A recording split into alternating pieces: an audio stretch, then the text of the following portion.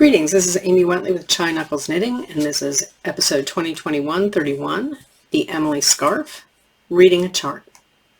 I am currently teaching a class on beginning lace knitting, and I'm using the Emily pattern by Quince Co.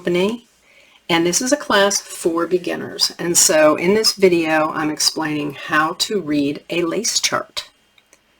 So in this pattern, the pattern provides the lace patterning instructions written out in the pattern. And it's perfectly fine to use those written out instructions if you're comfortable with that. I'm asking my students to try to learn how to use a knitting chart because many patterns these days include charts, and it's a good idea to learn how to use them. So this is a chart. This isn't the exact chart that comes with the pattern. I modified it a little bit for my students. I changed the repeat so they won't have to fuss with their markers as we go further along in this chart.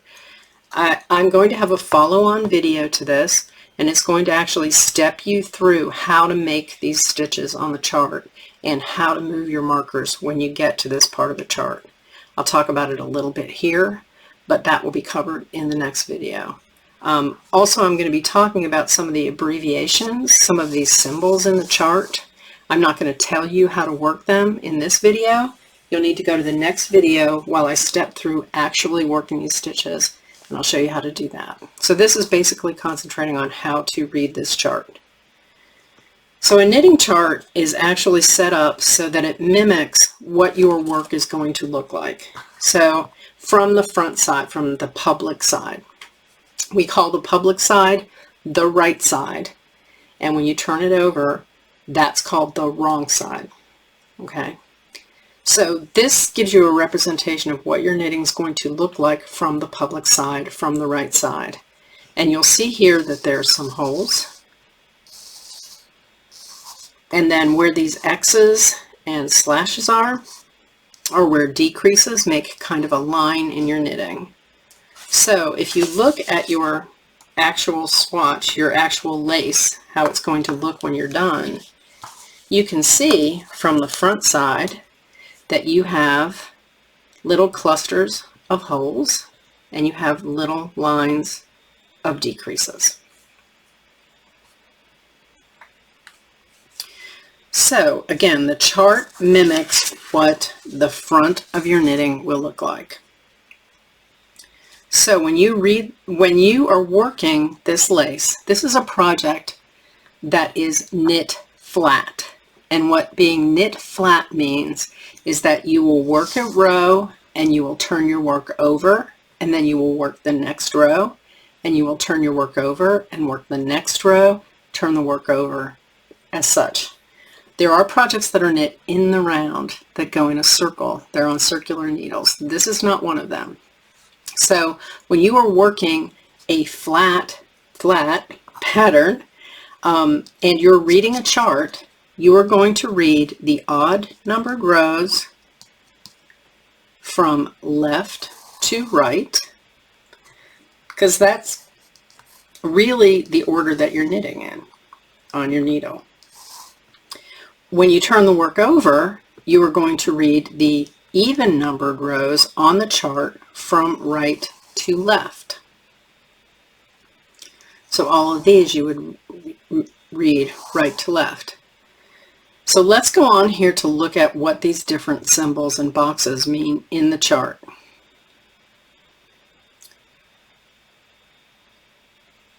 This is a plain square. The plain square, it says knit on the RS, which means right side. That's the public side. Purl on the wrong side. So why that's different is when you're working this way, you're on the public side of your work. And so you will knit those stitches as you go across. When you turn your work over, you are on the wrong side, the back side of your work. See it here. And this is, it looks like kind of all purl stitches. It's the back side. And so the reason it says it's knit on the right side, purl on the wrong side, is in order to make one of these flat looking stitches on the front, you need to actually purl on the back side. So you'll notice on this chart, all the even numbered rows actually have no fancy stuff on it, and it's all purls all the way across. So one thing that's nice about that is when you're reading this chart, you don't have to worry too much about what's going on the even numbered rows, because it's always just purl all the way across. So also you're going to be you should use stitch markers to mark your various repeats. This is a pattern repeat, and so you should set up markers before each of these 10 stitches. I'll talk to that in a minute. Let's talk about some other symbols in this chart. These zeros are yarn overs. The X's are the instruction that says, all in this one little box, this little X box here, to slip one, knit two together, pass slip stitch over. And then this one, this right slanted slash, is knit two together, and the left slanted slash is an SSK, slip slip knit. The orange here shows a pattern repeat. And the pattern repeat actually on my chart, that's a little different than the one that came with the pattern again. I've moved this 10 stitch repeat over to help you not have to fiddle with your markers too much. So this is also a 10 stitch repeat here. Okay, so for the purposes of rows 1 through 8, this is a 10 stitch repeat, and for rows 9 to 15, this is a 10 stitch repeat. So when you're using a chart like this, it's important for you to keep either another piece of paper on hand like this to block out what's coming, and so you can mark which row you're on. You can also use highlighter tape, that 3M removable highlighter tape, and I'll always highlight above the row that you're working on. You want to be able to see that. So you want to be able to see this row clearly. You want to block from view what's coming up. You are going to want to see what you've finished doing. So as you work, you're going to move this paper up, or your highlighter tape up on the chart as you go, always blocking what's coming but showing what's below. It's important to be able to see what's below so that you can compare what you've done before to what you're doing now. So just get used to doing that. If you're using an application like Knit Companion, you can set up rulers that you can move to follow what line you're on here. So I'm going to take you through step by step a couple of the rows on the chart so that you can see what's going on. So on this first row, I'm going to be reading from right to left. Work the first 2 stitches, and then if you have a marker here, go ahead and slip it. If you don't have a marker here, put one here. Then you are going to work these next 10 stitches. And you will work these next 10 stitches over and over again until you get to the piece of your work where you have 11 stitches left here. This is how that works. For the scarf, you're going to cast on 43 stitches. So this is 2 stitches, and this is 10. So that's going to take you to 12. You come back and work this again. That's going to take you to 22. You're going to come back and work this again. That's going to take you to 32. And then if you add the 11 stitches on the end, that's going to take you to 43. So when you do this row, you're going to knit 2. You're going to either place the marker or slip a marker. Yarn over, knit 3, slip 1, knit 2 together, pass slip stitch over, knit 3, yarn over, knit 1. So for this scarf, you're going to go back again, and you're going to do this 2 more times. So you'll do yarn over, 1, 2, 3, knit, slip 1, knit 2 together, pass slip stitch over, knit 1, 2, 3, and oops, sorry, and then you're going to do yarn over, knit 1, and for this scarf you're going to go back one more time, yarn over, knit 3, slip 1, knit 2 together, pass slip stitch over, 1, 2, knit 1, 2, 3, yarn over, knit 1. Between every one of these repeats of 10 stitches, you should put a marker. That way you'll be able to keep track all along the way of what you're doing. You're going to end the row with 11 stitches, yarn over, knit 3, slip 1, knit 2 together, pass slip stitch over, knit 1, 2, 3, yarn over, knit 2. And that's the end of that row. Now you'll notice on the chart that every other, let's get this up here, every other odd numbered row up to row 7 are all the same. So you'll follow those same instructions on row 3, 5, and 7. And remember, on rows 2, 4, 6, and 8, you're purling across. When you get to row 9, you will move your markers. This is going to make things a lot easier for your markers, okay? So on row 9, oh, you should also, I might mention, you should also use locking stitch markers that look like, this is a big version of a locking stitch marker. Here you go. Looks like that. You can lock it and unlock it.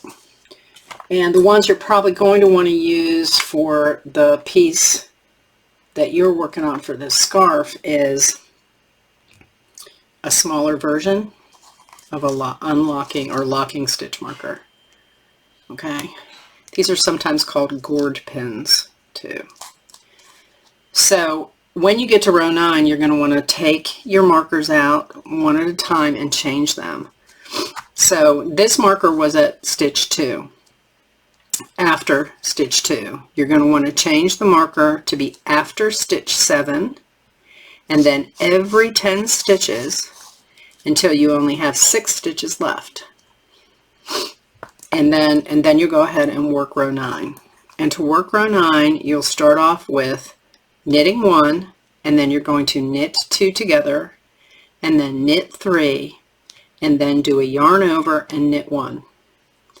Then you'll reach your marker, you'll go ahead and slip it, you'll do a yarn over, knit 3, slip 1, knit 2 together, pass slip stitch over, knit 3, yarn over, knit 1. Now you're going to go back here and repeat that again 2 more times. Yarn over, knit 3, slip 1, knit 2 together, pass slip stitch over, 1, 2, 3, knit 1, 2, 3, yarn over, knit 1. Go back and do it one more time. Yarn over, knit 3, slip 1, knit 2 together, pass slip stitch over, knit 3, yarn over, knit 1. At that point, you're going to have 6 stitches left on your needle. You can do a yarn over, knit 3, slip, slip, knit, and knit 1. On every odd numbered row now up until row 15, you're going to do that same thing on every odd numbered row. Again, every even numbered row is purling straight across. A couple of things to notice in this chart. When you get back to row 1 again, you're going to reposition your markers. So you're going to move the marker from stitch 7 to stitch 2, and then every 10 stitches until you have 11 stitches left.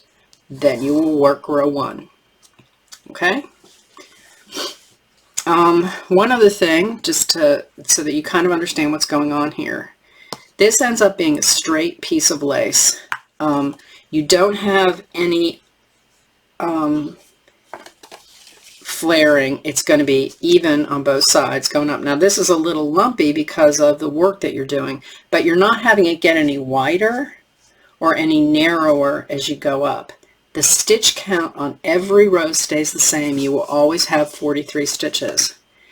And how that works out is that whenever you have a yarn over, that increases 1 stitch. You're going to have another stitch that's going to take that increase away. So in this repeat here, you actually do 2 yarn overs. That adds 2 stitches. But this slip one, knit two together, pass slip stitch over gets rid of 2 stitches. This is a double decrease. When you do this decrease, you lose 2 stitches. So net, you haven't gained or lost any stitches in this area. Same thing here. And that works throughout. Up here, you do a knit 2 together, you lose 1 stitch, but here you gain a stitch. So it comes out to no added stitches. One suggestion I will make to you is when you finish knitting one of these complex rows, one of the rows that has the yarn overs and the slip, knit 2 together, pass slip stitch over, or any of these other decreases, when you finish that row, I suggest you go back and look at the stitches on your needle and count them and make sure that you did it correctly. You'll knit 2, and you'll just look at the stitches, and we will do this in the next video too. You would just count along on the chart with the stitches on your needle to make sure they're right. And that's, at that point when you do that, that's when you can catch some mistakes and fix them right then. So there are other videos on my site about inserting a lifeline to help you if you have to pull back stitches. There's also a video on how to fix mistakes in lace knitting, so you could possibly check out those. So this is how to read a chart. So please come to my follow-on video. I'm going to have one that's going to actually work through all the different stitches on these rows, and then I will also have a video on how to put in a lifeline. So please look at those. Thank you. Bye-bye.